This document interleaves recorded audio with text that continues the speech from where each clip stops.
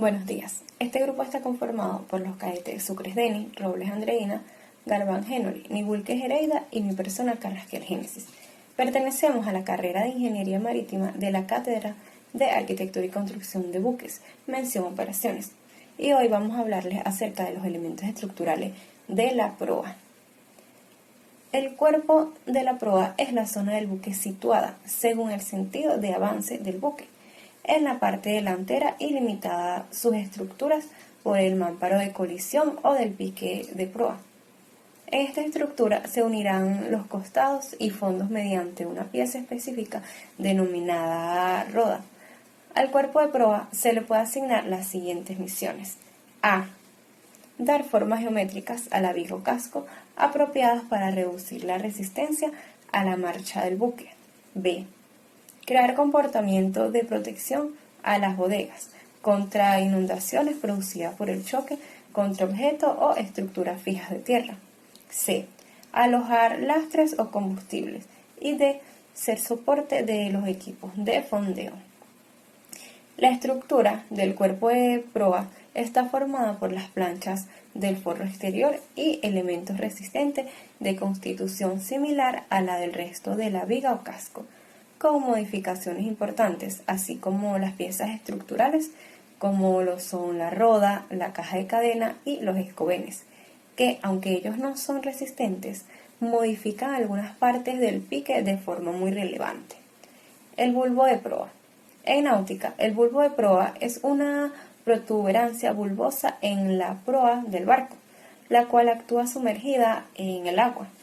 Su función principalmente es la de crear un segundo tren de olas que éste interactúe con el creado por la proa, tratando de hacer coincidir la cresta de uno con el seno de otro, y viceversa, y así, siguiendo la ley de superposición de efectos, reducir la resistencia al avance del buque por formaciones de olas.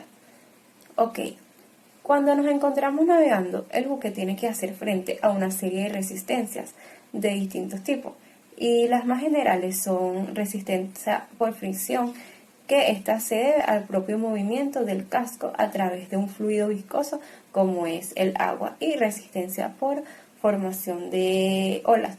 Esta es ocasionada por el efecto hidrodinámico de las olas al entrar en contacto con el casco. Los tipos de bulbos más comunes son los siguientes. Gota de agua, al propio movimiento del casco a través de un fluido viscoso como es el agua, y resistencia por formación de olas. Esta es ocasionada por el efecto hidrodinámico de las olas al entrar en contacto con el casco. Los tipos de bulbos más comunes son los siguientes. Gota de agua.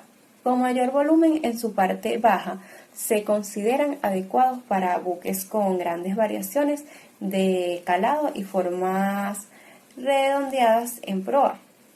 Peonza. Con un mayor de volumen en su parte alta, los bulbos más comúnmente empleados debido a un buen comportamiento en la mar se suelen usar en buques con condiciones muy diferentes a las de carga y lastre. Elíptico. Es un tipo de bulbo intermedio entre los dos anteriores. Tienen un buen comportamiento en condiciones de mala mar. Oficial, mi nombre es Denis Sucre y continuaré hablando acerca de los elementos estructurales del cuerpo de la proa, específicamente la roda, la cual se define como el elemento de cierre del casco en la proa, estando formadas por piezas que se unirán e identificarán con el forro exterior del buque y elementos de soporte del mismo. Es la prolongación de la quilla en dirección vertical por su parte de proa, de forma recta o curva según el tipo de buque. Su forma de construcción dependerá de dos factores importantes, cuáles son el tamaño del buque y la forma de construcción. Ambos puntos están íntimamente ligados, y aunque no en toda su extensión, se puede decir que la forma de construcción va en función del tamaño del buque. Existen tres tipos de construcción de la roda, los cuales son trabajo frío en planchas, con acero laminado, trabajo en caliente, con acero forjado, o bien por fundición de la pieza entera en un molde al respecto, con acero fundido.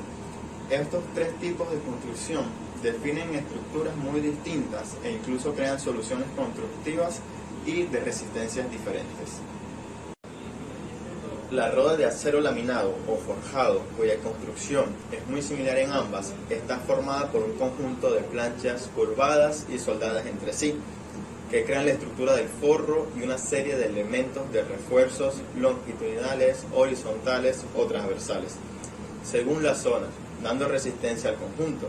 Estos elementos de soporte pueden ser asimismo la continuación de lo de la estructura del pique y por lo tanto no tener calidad propia en la zona de la roda.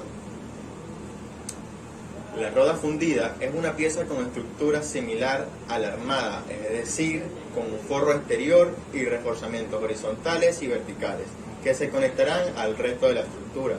El escantillón suele ser mayor debido a la baja resistencia del acero fundido frente al acero laminado. En buques pesqueros, por lo general, la roda es similar a una quilla maciza. Consisten en un perfil rectangular o redondo que toman la forma de la estructura y al que sueldan directamente los forros exteriores de los costados, reforzándose mediante los elementos estructurales del pique. Este tipo de roda puede estar combinada con una armada, y así en la parte baja de la carena, que es donde las formas son más finas, sería de tipo macizo, mientras que en la parte alta tomará la forma de teja con su reforzamiento propio. En buques de gran tamaño las rodas serán llenas e incluso dispondrán de bulbo de proa, lo que conllevará a rodas armadas o de acero laminado, ya que fácilmente se le podrá dar forma con la maquinaria de trabajo en el frío de la plancha. En el reforzamiento estará construido por piezas del pique sin existir por lo tanto elementos propios. Esto quiere decir que en estos casos la roda queda limitada a unas formas especiales del forro exterior sin entidades independientes en general. En buques de tamaño mediano podrán existir tanto las rodas armadas como las fundidas, aunque las últimas están cada vez menos utilizadas por la problemática que presentan el modelo y el transporte de piezas tan grandes y estilizadas. Al mismo tiempo que la unión por soldadura de los materiales distintos no tiene la misma eficacia que con acero iguales, lo que hace que uniones en zonas críticas estén debilitadas. Y por último, para los buques pequeños, en general, con eslora inferior a 100 metros, se suele usar casi siempre una roda maciza, y cuando exista quilla maciza, la roda será simplemente la prolongación de la misma. Buenos días, mi nombre es Andreina Robles, pertenezco al grupo número 1 y les vengo a hablar sobre la caja de cadena. La caja de cadena es un compartimiento no resistente situado en la proa para alojar la cadena del ancla. Este compartimiento está formado por 4 mamparos verticales, pudiendo serlo costados y mamparos de colisión, cuando la forma del pique sea muy fina. El fondo estará dividido por una base no estanca con el fin de recoger el agua que transporta la cadena. La caja de cadena suele estar dividida en 2 espacios dependientes para alojar la cadena del ancla de babor y estribor separadas con el fin de evitar el enrollamiento de ambas. La estructura de los mamparos de delimitación de la caja de cadena estará formado por planchas y reforzamientos verticales. Si los elementos están en el interior, se dispondrán de una estructura de protección formada por piezas metálicas, que evitarán la deformación y desgaste de la estructura principal. En caso de que sea exteriores, solo se aumentará los escantillones de las planchas. Encantillones son las guías de construcción de estas planchas de manera uniforme. Estas no serán estancas y el reforzamiento se le dará con perfiles soldados con el vértice hacia afuera, con el fin de protegerlos contra el rozamiento de la cadena. Se amarrará la cadena bien en el fondo o en la parte superior, esto para que se pueda soltar con la cadena. En el interior tendrá un grillete de seguridad, para cuando la tracción sea excesiva, este se rompa. Muchas gracias. Juan, vengo a hablar sobre el escobén.